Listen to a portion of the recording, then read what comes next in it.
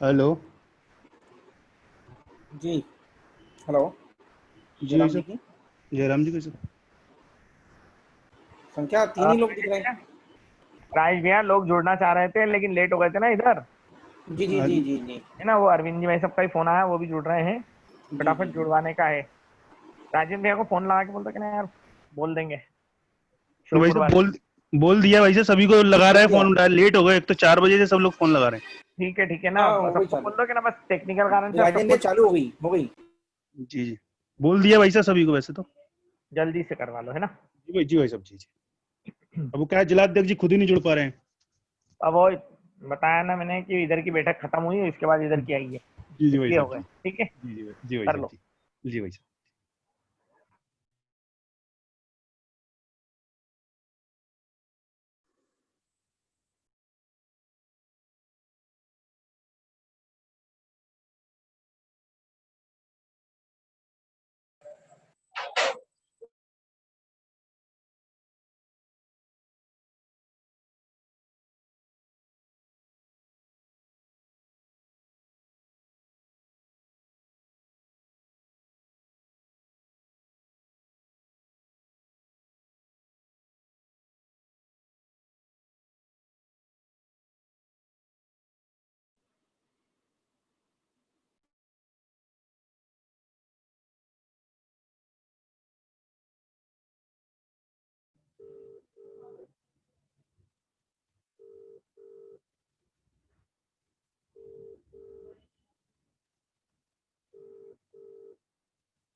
अरे जुड़ो ना, क्या कर रहे हो? अच्छा अच्छा। आशीष भाई म्यूट करके फोन लगाइए। आशीष भाई म्यूट करके फोन लगाइए। आशीष भाई खुद को म्यूट करके फिर फोन लगाइए। कर दिया, म्यूट कर दिया भाई साहब।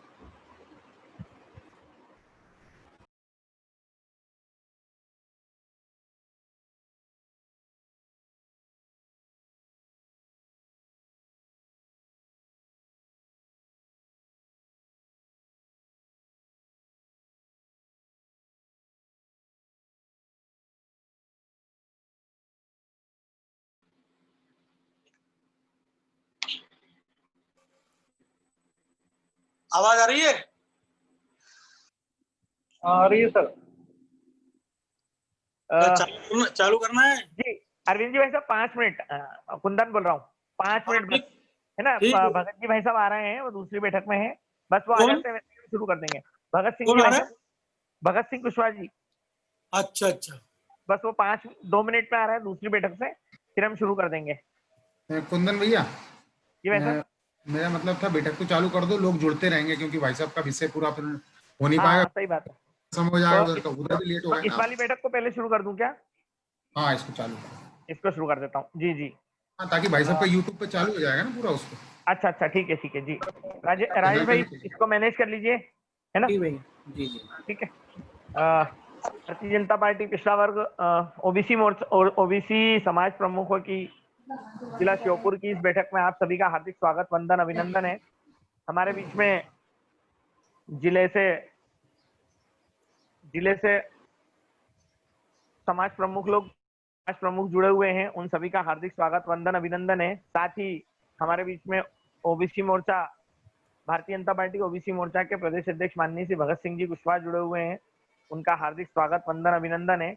एवं आज के मुख्य अतिथि एवं मुख्य वक्ता के पेट रूप बंद कर में देता है यार, आवाज आ रही माननीय श्री अरविंद जी कवठेकर भाई सब जुड़े हुए हैं, उनका हार्दिक स्वागत, वंदन, अभिनंदन है। मैं बैठक को आगे बढ़ाते हुए आदरणीय प्रदेश अध्यक्ष जी से आग्रह करता हूं कि वे कृपया आज की इस बैठक को संबोधित करने की कृपा करें। आदरणीय प्रदेश अध्यक्ष जी। है। जिले की भारतीय जनता पार्टी पिछड़ा वर्ग मोर्चा के समाज जनों की इससे वीडियो कॉन्फ्रेंस के माध्यम से आयोजित बैठक में हम सबके बीच में उपस्थित हुए, जिनको मार्गदर्शन मिलने वाला है, अभी श्योपुर जिले के समाज प्रमुखों को, से हम सबके आदरणीय और सम्माननीय भारतीय जनता पार्टी के वरिष्ठ और पूर्व में आप संघ के विभाग प्रचारक भारतीय जनता पार्टी के संगठन मंत्री, वर्तमान में भारतीय जनता पार्टी के मध्य प्रदेश के प्रशिक्षण विभाग का आप कार्य देख रहे हैं, जैसे आदरणीय और सम्माननीय श्री अरविंद कोठेकर जी, भाई साहब मैं प्रणाम करता हूं आपको। साथ में उपस्थित मेरे प्रदेश के पदाधिकारी कुंदन जी, सुरेन जी, संभाग के प्रभारी मुकेश सिंह जी यादव जी, मेरे ऊर्जावान जिले के अध्यक्ष जो लगातार बड़ी सक्रियता से काम करते हैं, ऐसे सभी मंडलों में सक्रियता दिखाने वाले जिला अध्यक्ष राजू सुमन जी, महामंत्री मेरी प्रदेश समिति के सदस्य आशीष यादव जी, और आज की इस बैठक में जैसा जिन जिन कार्यकर्ताओं को अपेक्षित किया गया था, ऐसे सभी उपस्थित होने वाले कार्यकर्ता बंधुओं को सबको प्रणाम करता हूं, स्वागत, वंदन और अभिनंदन करता हूं। बंधुओं, आप लोगों को सबको पता ही है कि माननीय देश के यशस्वी प्रधानमंत्री नरेंद्र मोदी जी के दूसरे कार्यकाल का प्रथम वर्ष 30 मई को पूर्ण हुआ है। इसको लेकर पूरे देश में हमारा नेतृत्व कर रहे हैं माननीय श्री जगत प्रसाद नड्डा जी, राष्ट्रीय अध्यक्ष जी, और जिनके नेतृत्व में हम मध्य प्रदेश में लगातार भारतीय जनता पार्टी को मजबूती देने का कार्य कर रहे हैं। ऐसे यशस्वी प्रदेश अध्यक्ष श्री विष्णुदत्त शर्मा जी और संगठन के महामंत्री श्री सुहास भगत जी के निर्देशन में पूरे मध्य प्रदेश में तय किया था कि पिछड़ा वर्ग की जिला स्तर पर वीडियो कॉन्फ्रेंस करेंगे। उसमें हमारे ऐसे समाज का नेतृत्व करने वाले समाज के प्रमुख गणों को हम उसमें अपेक्षित करेंगे और उनको उपस्थित कराने का कार्य करेंगे। और हमारे जो इससे दूसरे कार्यकाल के प्रथम वर्ष में जो विशेष उपलब्धियां रही है, तो वाकई में इस देश और राष्ट्र में गौरव दिलाने वाले कार्य हुए हैं, जो देश के यशस्वी प्रधानमंत्री नरेंद्र मोदी जी के नेतृत्व में किए गए हैं, उनको लेकर विचार साझा करेंगे और सभी समाज जन जो हमारे विचार हमारे बीच में आएंगे उनको हमारे अंतःकरण में उतारते हुए समाज के बीच में लेकर जाएंगे। इसी निमित्त आज हमारे बीच में हमारे आदरणीय और सम्माननीय श्री अरविंद जी भाई साहब हम सबका मार्गदर्शन करने वाले हैं। तो उनके मुखाग्र से जो हमारे अमृत वचन निकलने वाले हैं, उनको हम सब कार्यकर्ता अपने अंतःकरण में उतारते हुए अपने समाज के बीच में जाकर इस विचार को साझा करते हुए भारतीय जनता पार्टी को मजबूत करने का कार्य करेंगे। इतनी बात कहकर मैं अपनी बात को समाप्त करता हूँ। बहुत बहुत धन्यवाद।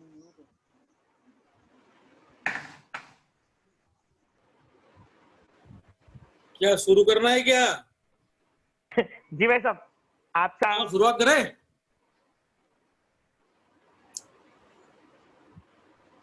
पिछड़ा वर्ग मोर्चा द्वारा आयोजित शिवपुर जिले के पिछड़े वर्ग के समाज प्रमुख, पिछड़े मोर्चे के कार्यकर्ता, इस सब बंधुओं को मेरा राम राम नमस्कार। और जो राम राम नमस्कार की परंपरा लंबे समय से हमारे देश में स्थापित है, उस परंपरा पर हम फिर से आ गए हैं। हाथ मिलाना, गले मिलना, फिर गले पड़ना, ये कोरोना इस परिस्थिति से हमको दूर ले गए हैं। और बहुत अच्छी बात है कि हम फिर से उस पुरानी परंपरा में जाएंगे। दो विषय के ऊपर मैं अपने बात को केंद्रित करूंगा।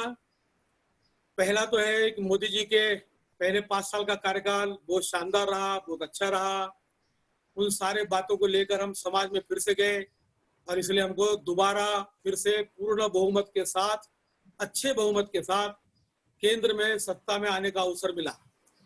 लेकिन यह अभी 1 वर्ष पूर्ण हो गया। 30 मई को 1 वर्ष पूर्ण हुआ। राजनीति में 5 वर्ष, 6 वर्ष ये कार्यकाल कोई बहुत बड़ा नहीं होता है, क्योंकि पीढ़ी के निर्माण में, समाज के सुधार में, राष्ट्र को सर्वोच्च स्थान पर दुनिया में पहुंचाने के लिए पीढ़ियां खपती है। कई लोगों को इसमें लगना पड़ता है, अपने योग्यता को राष्ट्र के लिए और समाज के लिए समर्पित करना पड़ता है। ये तो हमारा सौभाग्य है कि मोदी जी जैसे व्यक्ति प्रधानमंत्री के रूप में हमको मिले हैं। आज से 7 साल पहले जब उनको प्रचार की कमान दी गई थी गोवा के राष्ट्रीय कार्य समिति की बैठक में, उस समय प्रशिक्षण वर्ग चल रहे थे जिले के, तो मैंने एक विषय उसमें जोड़ा था और वो विषय था मोदी जी के बारे में, उनका नेतृत्व, गुजरात में थे वो इसलिए उनका कर्तृत्व और वक्तृत्व। यानी नेता के रूप में उनकी कैसे पहचान बनी। उस समय गुजरात में थे, इसलिए मैं गुजरात की बात बता रहा हूँ। आज तो हमने देश में वो बात करी। ये विषय जब आया तो सब लोगों को लगा कि वह एक नए प्रकार का विषय है, नेतृत्व, वक्तृत्व और कर्तृत्व। नेता ठीक हो, वक्ता ठीक हो, लेकिन उसके माध्यम से जो देश में और समाज में राष्ट्र के लिए काम होना है, पार्टी के माध्यम से या जनप्रतिनिधि बनने के बाद में और आज प्रधानमंत्री के माध्यम से वो बात बहुत महत्वपूर्ण रहती है कि उनका कर्तृत्व कैसा है, किस प्रकार के काम कर रहे हैं। और इसलिए जो 1 वर्ष पूर्ण हुआ, इस 1 वर्ष में जो हम अपने संविधान, जो जनसंघ से लेकर तो बाद में फिर जनता पार्टी का निर्माण हुआ 80 में, तो हमारे संविधान में एक बात निरंतर आती रही है और वो बात थी जिसके लिए हमारे सर्वोच्च नेता थे जिन्होंने जनसंघ की स्थापना की, पंडित श्यामा प्रसाद मुखर्जी, उनको बलिदान भी देना पड़ा। और वो थी 370 धारा। उस धारा को नेहरू जी ने लगाया था, उसकी कोई आवश्यकता थी नहीं, लेकिन उनकी अपनी जीत थी, उनका अपना सोच था, उनका अपना किसी के प्रति रुझान था। उस विषय के ऊपर तो बहुत जाना नहीं है, लेकिन 370 धारा हटाना, राम मंदिर का मामला है, मुस्लिम महिलाओं को न्याय दिलाना है, ऐसे कई आर्थिक सुधार थे। तो इसके ऊपर आज हम चर्चा करेंगे। और एक विषय और रहेगा, वो विषय है आत्मनिर्भर, स्वावलंबन, स्वदेशी। ये सब आसपास के विषय हैं, ये सब रहेंगे तो देश आत्मनिर्भर होने वाला है। तो गौरवशाली 1 वर्ष, 370 धारा जब लोकसभा में और राज्यसभा में उसको हटने के लिए और फिर केंद्र शासित बनाने के लिए, लद्दाख के लिए और जम्मू कश्मीर के लिए जो बात आई, तो लगा इतना सरल था क्या? कितनी सारी बातें होती थी, कितना कठिन है, कैसा होगा, देश भर में मालूम नहीं किस प्रकार की परिस्थिति निर्मित हो जाएगी, ऐसा सारे लोगों में दिमाग में कल्पना थी। लेकिन कुछ नहीं, लोकसभा में पास हुआ, उसके बाद तुरंत राज्यसभा में पास हुआ। और देखते ही देखते वो 370 धारा, जिसको नेहरू जी ने कहा था अस्थायी थी, लेकिन 70 साल चली, अस्थायी धारा स्थायी हो गई। अब उसको हटा सकते हैं, ये कल्पना भी लोगों के दिमाग से निकल गई। और उसने कहा था कि ये स्थायी है, घिसते घिसते अपने आप समाप्त हो जाएगी। लेकिन घिसते घिसते वो धारा पैनी हो गई और इसलिए देश के प्रत्येक प्रांत में वो धारा चुभने लगी थी। उसका पैनापन क्या, उस धारा को हमने समाप्त कर दिया। हथियार जिनके लिए उपयोग में आता था, उस हथियार को हमने हटा दिया, नेस्त नाबूद कर दिया, समाप्त कर दिया। उसके कारण कश्मीर, अन्य प्रांतों को हम जैसा सोचते हैं, अन्य प्रांत के बारे में हमको जाने आने की स्वतंत्रता है, सब प्रकार से करने की स्वतंत्रता है। तो सारी स्वतंत्रता हमारे आर्म फोर्सेस को, हमारे सामान्य नागरिकों को, सब प्रकार को ये उपलब्ध हो गई। इसके कारण कश्मीर के 4.5-5 लाख हिंदू, उसमें सिख भी थे, वहाँ के कश्मीरी पंडित भी थे, इनके ऊपर अत्याचार करके आतंक के माध्यम से उनको अपने घर, जमीन, जायदाद, सारा परिवार भाग भाग के जो है हिंदुस्तान में इधर उधर आए। यानी अपने देश के नागरिक अपने ही देश में निर्वासित हो गए। या ऐसा पहला देश होगा कि उस देश के नागरिक उसी के देश में निर्वासित है। और इसलिए उन सब लोगों को फिर से वहां पर स्थापित करने के लिए, फिर से उनको सम्मान दिलाने के लिए, आत्मसम्मान के साथ में फिर से कश्मीर में अपने घर वो बसा सके, इसका मार्ग प्रशस्त हुआ। और इसलिए 370 धारा जो कलंक के रूप में थी, आज वो धारा इतिहास की बात हो गई है। और ये बहुत महत्वपूर्ण और गौरवशाली काम मोदी जी ने ये साल, 1 साल के शुरुआत के 7-8 महीने तो ऐसे रहे कि लगा एक कानून आ रहा है तो दूसरा आएगा, दूसरा आए तो तीसरा आएगा। कार्यकर्ताओं को ही नहीं तो पूरी जनता को मालूम हो गया था कि सारे कलंक जो ऐसी बातें हैं तो हिंदुस्तान से समाप्त होगी। मुस्लिम महिलाओं के ऊपर अत्याचार होते हैं, महिलाओं को मुसलमानों ने भोग की वस्तु मान रखा था, उनके अपने कोई अधिकार नहीं। मन में आया छोटी छोटी सी बात को लेकर कि दाल बनी है, सब्जी नहीं बनी, और कोई बात है कि आपको वहां बैठना था, यहाँ को, कितनी छोटे छोटे, कितना उसका उल्लेख करना है। मैंने पहले कहा कि बहुत हर विषय पर बहुत लंबा बोलने की जरूरत नहीं है, सीमित समय में अपने सारे विषय अपने को रखना है। तो उनके ऊपर होने वाले अत्याचार और 3 तलाक के कारण उनका जीवन हरदम असमंजस में रहता था कि जिस घर में वो ब्याह कर आई है, अंतिम सांस तक के उस घर में वो रहेगी कि नहीं रही, इसको महिला को भी पूर्ण विश्वास नहीं था। और कई बार तो ऐसे होते थे कि वो महिला मतलब माँ भी बनी, जिसके साथ शादी हुई उसके माँ को भी, उसका माँ बनने का भी अवसर आया। कैसी ये परंपरा थी, कैसे ये था, देखकर आश्चर्य होता है कि किसी की पत्नी कुछ समय बाद में उनके पिताजी के साथ में उसकी माँ कैसे बन सकती है। इस सारे कलंक से निजात पाने का काम उन महिलाओं को जो है वो मोदी जी ने दिलाया और इसलिए 3 तलाक का कानून समाप्त हुआ। एक नागरिक संशोधन कानून था और ये कानून तो जब हमारा बंटवारा हुआ था तभी 48 में बात आई थी। उसमें नेहरू जी ने, गांधी जी ने, अंबेडकर जी ने, सरदार वल्लभ भाई पटेल ने ये बात कही थी कि वो अल्पसंख्यक वहां हो गए हैं, क्योंकि वहां अल्पसंख्यक वो मुस्लिम बहुसंख्यक के नाते पाकिस्तान बना था। बांग्लादेश तो 71 में बना, लेकिन अब बांग्लादेश की बात करेंगे हम तो अफगानिस्तान, पाकिस्तान, ये 3 देशों से मतलब उस समय बात आई थी कि हिंदू, सिख, ईसाई, पारसी और बौद्ध ये लोग जब चाहे तब हिंदुस्तान में नागरिक बनकर आ सकते हैं और यहाँ के स्थायी निवासी बन सकते हैं। लेकिन ये बात उस समय कही दी थी, लेकिन 70 साल में इस बात को पूर्णता की ओर ले जाने के लिए किसी भी प्रकार का कोई कानून नहीं बना।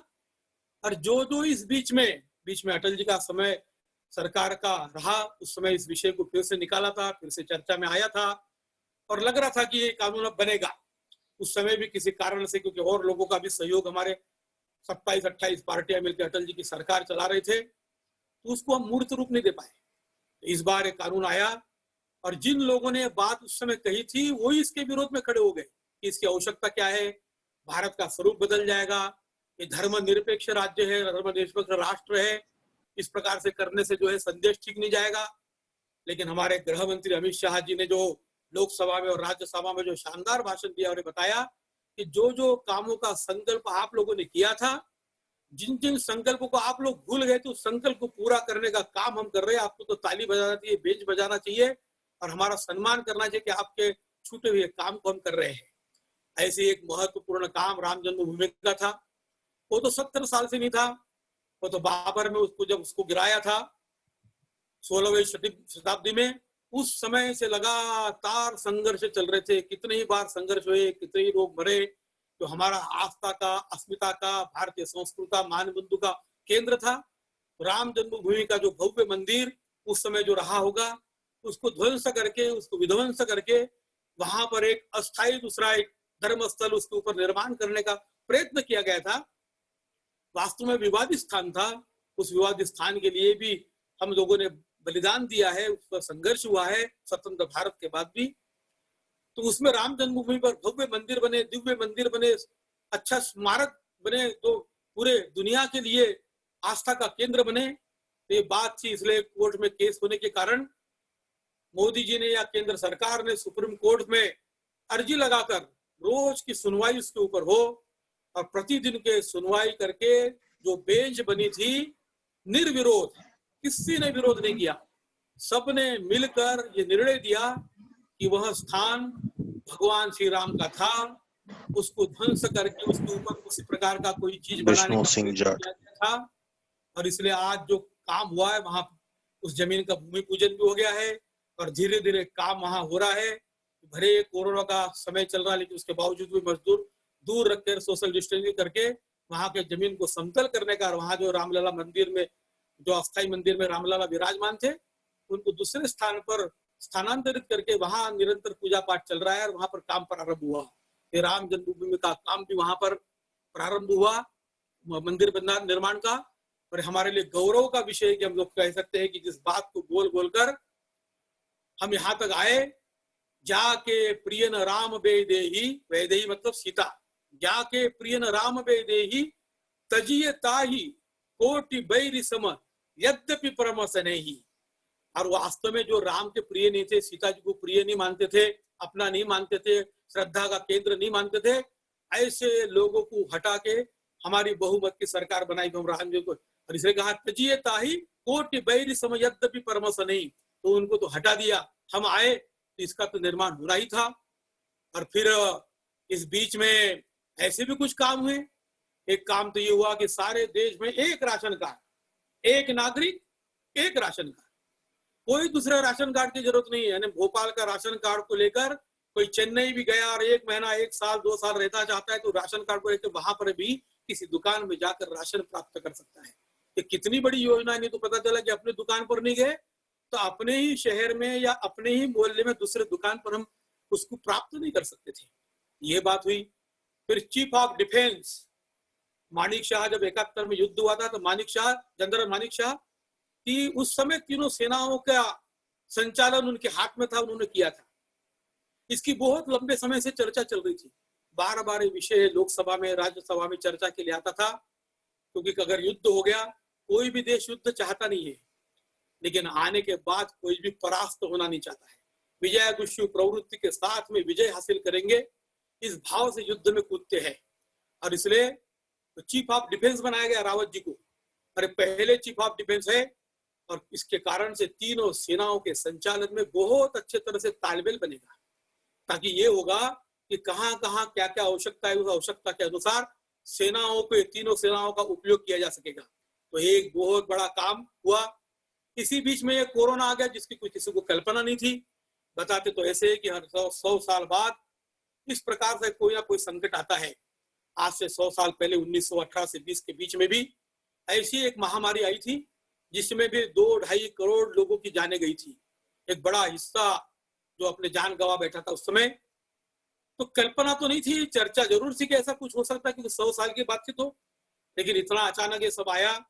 बहुत विकसित देश जिन्होंने खूब विकास किया, सब प्रकार की सुविधा और संपन्नता उनके पास में है, उनका हम नाम लेते हैं, दुनिया में तुलना करते हैं कि उनको, उनके जैसी सड़कें बनना चाहिए, उनके जैसी व्यवस्थाएं होना चाहिए। लेकिन वे सारे राष्ट्र फेल हो गए, चाहे फ्रांस हो, इटली हो, जर्मनी में स्थिति हुई, स्पेन में हुई, अमेरिका में हुई। लेकिन हिंदुस्तान ने उसको बहुत संभाल लिया। तो बात अलग है कि निरंतर उसमें बढ़ोतरी हो रही, लेकिन इस बीच में बहुत दुखद घटनाएं भी हुई।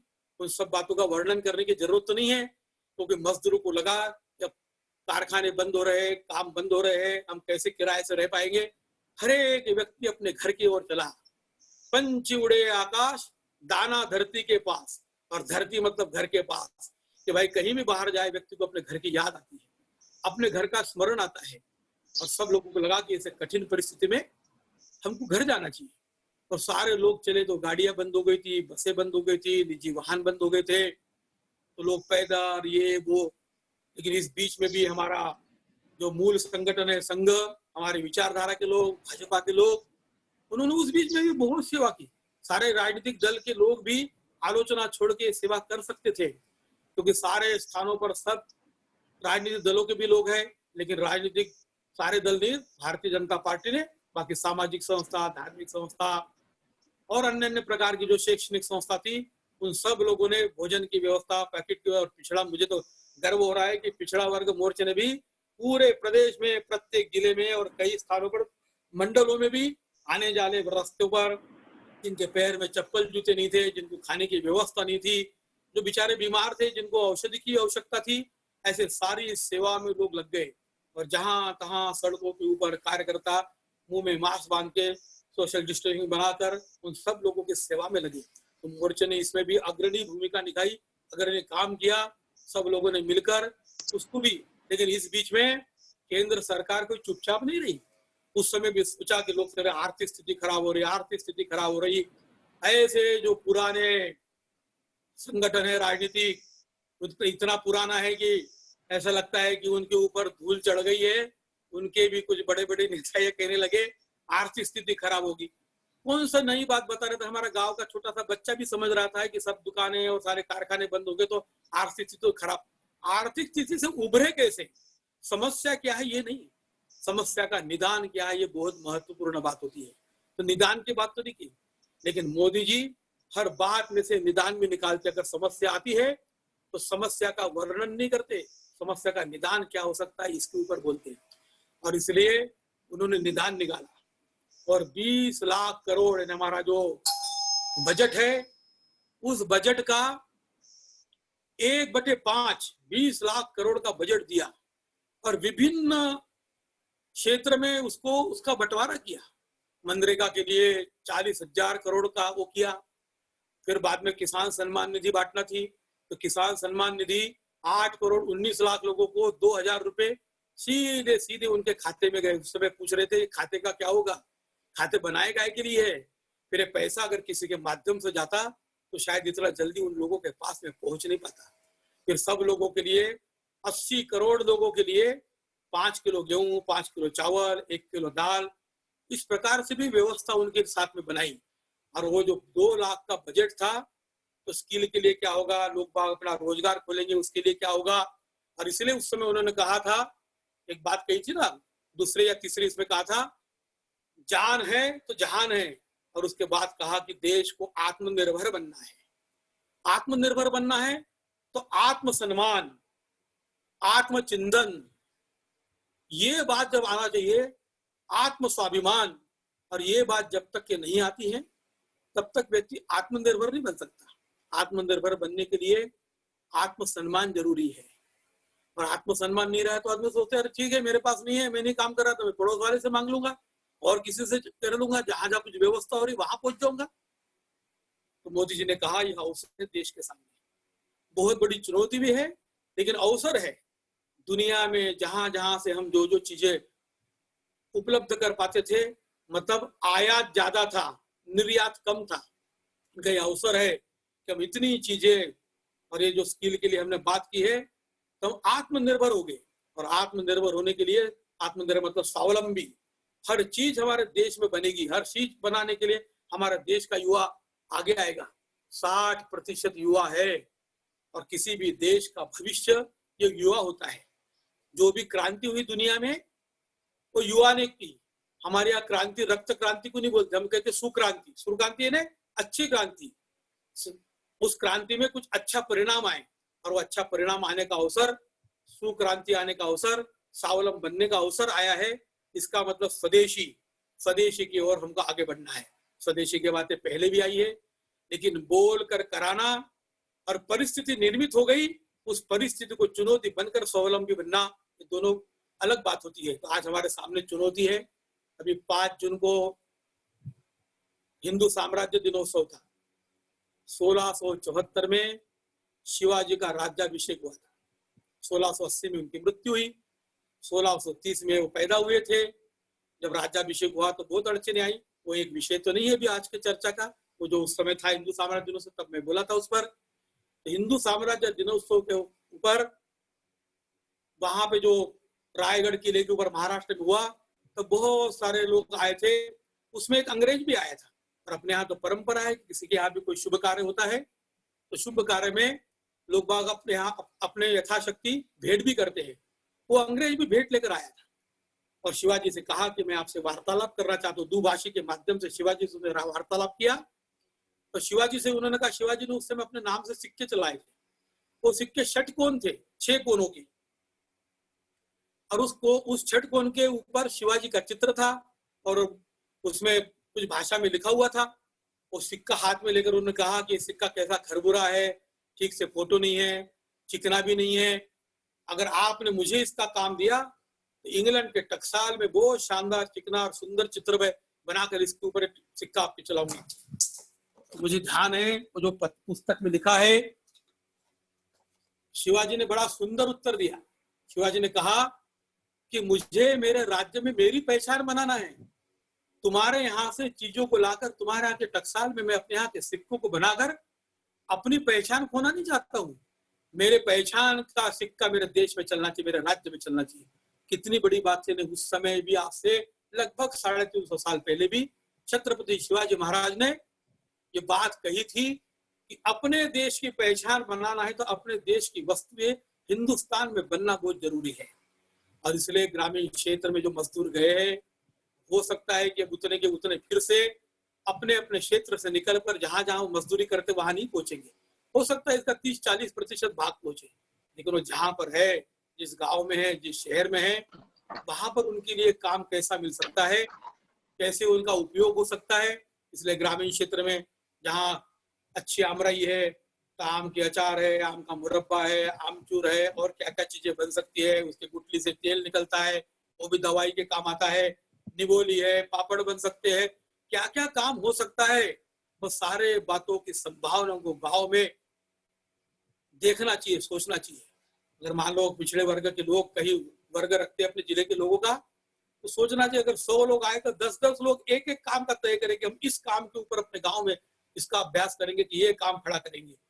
और इसलिए ये समय जो है ये विचार करने का भी है कि अपने स्थान पर जहां हम रहते हैं वहां पर कौन से काम को हम ऐसे महत्व दिलाकर उसकी पहचान बनाते हैं। आप देखिए, चाहे अमूल का मामला हो, रिलायंस जो अचार आता है, किसी गांव में किसी घर में किसी ने चालू किया था, आज कितनी बड़ी कंपनियां की दुनिया में उसका नाम चल रहा है।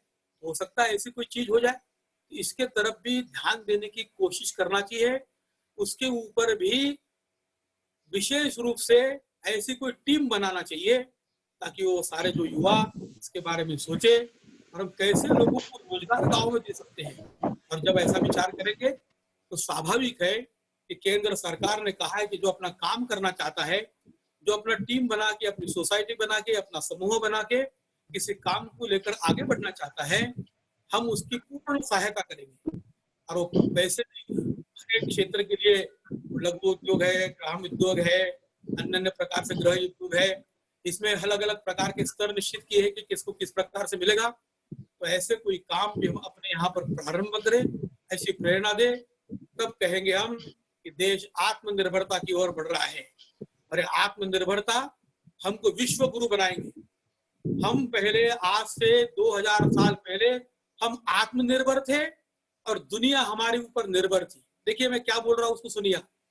2000 वर्ष पूर्व हम पूर्ण रूप से आत्मनिर्भर थे, चाहे विज्ञान में हो, कला के क्षेत्र में हो, खान पान के क्षेत्र में हो, वस्त्रों के क्षेत्र में हो, कोई भी क्षेत्र चयन कर लो, उस सारे क्षेत्र में हम आत्मनिर्भर थे। यानी पुराने शस्त्र भी, यानी आश्चर्य लगता है कई बार तो 200 साल की जमीन में गड़ी हुई कोई लोहे की चीज भी निकलती है तो उसका लोहा पूरा समाप्त नहीं हुआ जमीन में रह के, आज भी थोड़ा सा उसको करते वैसे के वैसी वो फौलाद फिर से अपना काम करने के लिए तत्पर हो जाता है। तो उस समय हम आत्मनिर्भर थे और दुनिया हिंदुस्तान के ऊपर निर्भर थी, इसलिए दुनिया के लोग हमारे पास में आते थे।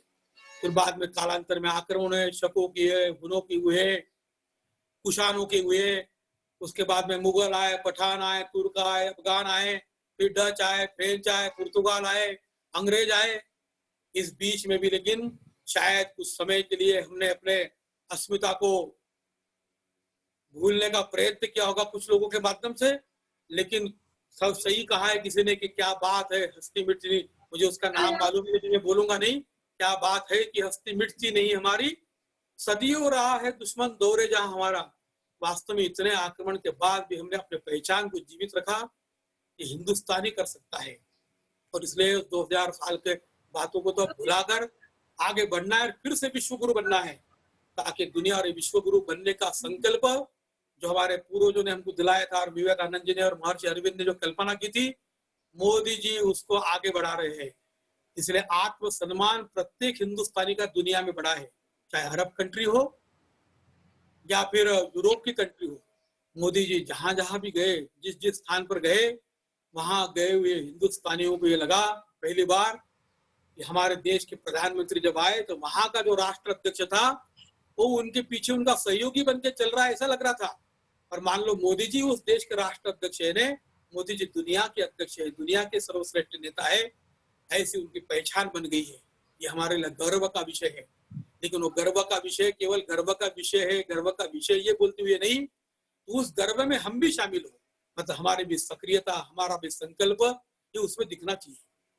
दीनदयाल उपाध्याय जी ने कहा था कि हम सपने देखने वाले निद्रालु कार्यकर्ता नहीं है, हम सपनों को साकार करने वाले जागरूक कर्मयोगी है।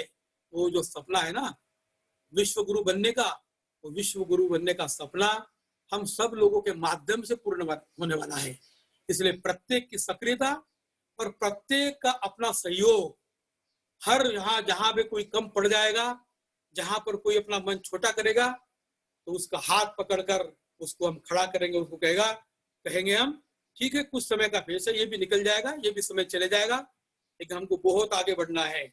और इस अवसर को भुलाने के लिए प्रत्येक समाज के व्यक्ति, पिछड़ा समाज तो बहुत बड़ा है, समाज का बहुत अलग अलग क्षेत्र में नेतृत्व भी है, हर एक समाज की अपनी पिछड़ा क्षेत्र की इकाई है। तो उस नेता जो यहाँ बैठक में उपस्थित है या इस कार्यक्रम में मेरा संबोधन सुन रहे हैं, ये सोचे कि केवल पार्टी के नाते नहीं, तो समाज के हम अगर नेतृत्व करते हैं तो समाज के हमारे बीच में हम कौन से काम को प्राधान्य देकर समाज के प्रत्येक व्यक्ति को खड़ा करके अपने पैरों पर खड़ा कर सकते हैं। ऐसा जो देश उठेगा अपने पैरों निज वैभव के भान से, ऐसा एक संत का गीत है। और अटल जी की भी एक कविता है, गत वैभव का स्वाभिमान ले वर्तमान की ओर निहार। स्वाभिमान गत वैभव का, तो बहुत वैभवशाली इतिहास रहा ना, उसको भूलना थोड़ी है। तो क्या कहा है उन्होंने, गत वैभव का स्वाभिमान ले वर्तमान की ओर निहारो, जो झूठा खाके पनपते हैं उनके सम्मुख कर्ण पसारो, पृथ्वी की संतान भिक्षुबन परदेशी का दान न लेगी, गोरी के संतति से पूछो क्या हमको पहचान न लेगी। अरे हम अपने को ही पहचाने, आत्मशक्ति का निश्चय ठाने, पड़ी हुई झूठी शिकार को सिंह नहीं जाते हैं खाने। एक हाथ में प्रलय दूसरे में सृजन लिए हम फिरते हैं, सभी कीर्ति ज्वाला में जलते। क्योंकि कीर्ति जब मिलती है ना तो दिमाग खराब हो जाता है। और इसलिए क्या कहा है, सभी कीर्ति ज्वाला में जलते हैं, हम अंधियारे में जलते हैं। आंखों में वैभव के सपने, पग में तूफानों की गति हो, राष्ट्र सिंधु का ज्वार न रुकता, आए जिसकी हिम्मत हो। तो ये सारा काम आदमी तब करता है जब उसके अंतःकरण में राष्ट्र की भावना हो। और इसलिए जापान जैसा देश, इजराइल जैसा देश आत्मसम्मान के कारण आत्मनिर्भर बन गया। और यही आत्मसम्मान हमको भी आत्मनिर्भर बनाएगा। आत्मनिर्भर का संकल्प हम प्रत्येक जन ले, और आत्मनिर्भर भारत, आत्मनिर्भर जनता, आत्मनिर्भर व्यक्ति, पहले आत्मनिर्भर व्यक्ति, फिर समाज, और आत्मनिर्भर राष्ट्र। आत्मनिर्भर राष्ट्र की कल्पना हमारे देश के प्रधानमंत्री ने जो की है, उसके हम सहभागी बनेंगे, उसके हम वाहक बनेंगे, और संकल्प पूर्ण करते हुए हमने अपने आंखों से देखेंगे। डॉक्टर हेगेवार जी ने कहा था, याचि देही याचि डोड़ा। तो उन्होंने जो संघ की स्थापना की थी विजयादशमी के अवसर पर, उस समय उन्होंने कहा था कि पूरे राष्ट्र को अपने पैरों पर उस अस्मिता के साथ में खड़ा होकर दुनिया में सर्वश्रेष्ठ श्रेणी में देखना मैं चाहता हूँ। तब अंग्रेजों का समय था, लेकिन इस बात उसके बावजूद भी उन्होंने सपने देखा था और कहा था। लोगों ने उनसे पूछा कि कब होगा, तो उनका याची देही, ये पूरा देह, याची डोड़ा, इसी देह से और इसी आंख से देखना चाहता हूं मैं। तो सपना छोड़कर चले गए। उनके सपने को हम पूर्ण करेंगे हम सब केशव, वह साधना तुम्हारी। उनकी साधना को पूर्ण करना, उनके सपनों को पूर्ण करना है। लेकिन हम देख सकेंगे ये बात, क्योंकि हम सब लोग अभी नए हैं और देश उस और चल दिया है। और इसलिए हम सबके याची देही याची डोड़ा का सपना हम पूरा करेंगे। हम अपने आंखों से भारत को फिर से विश्व गुरु के ऊपर स्थापित होते हुए हम देख सकेंगे। धन्यवाद। जय हिंद, जय भारत।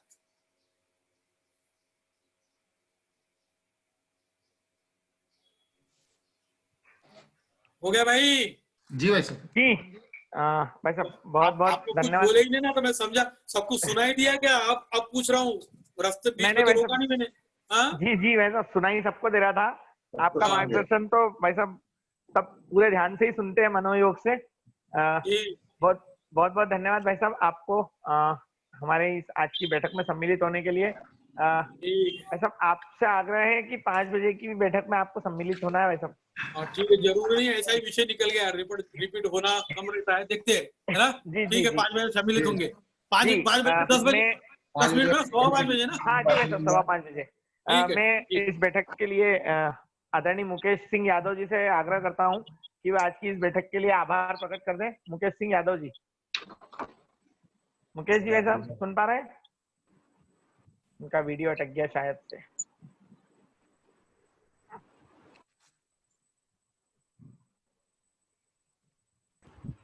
सुरेंद्र जी भाई साहब सुन पा रहे हैं क्या आप? जी आ रही है आवाज भाई साहब? सुरेंद्र जी भाई साहब? जी आ रही है साहब। कौन, दीपक भाई साहब, मुकेश भाई साहब बोल रहे हैं क्या? मैं तो सुरेंद्र बोल रहा हूँ, जिला अध्यक्ष भाजपा श्योपुर। अच्छा, तो भाई साहब आपसे आग्रह था कि आज की बैठक के लिए आभार प्रकट कर दीजिए सुरेंद्र जी भाई साहब। जी। पिछड़ा वर्ग मोर्चे की बैठक थी ना आज अपनी? है जी भाई साहब। जी भाई साहब।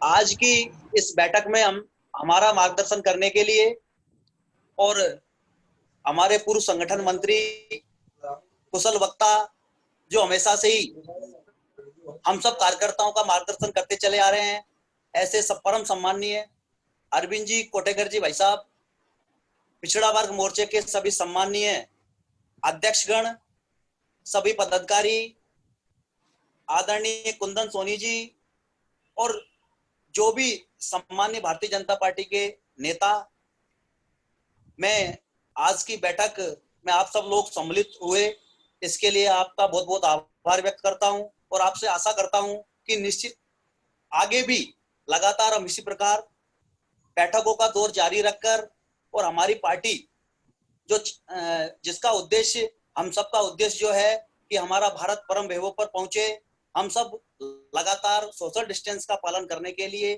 वीडियो कॉन्फ्रेंस के माध्यम से हमारा पार्टी के मैसेज को नीचे तक ले जाएंगे। आप सभी लोगों का बहुत बहुत धन्यवाद, बहुत बहुत आभार।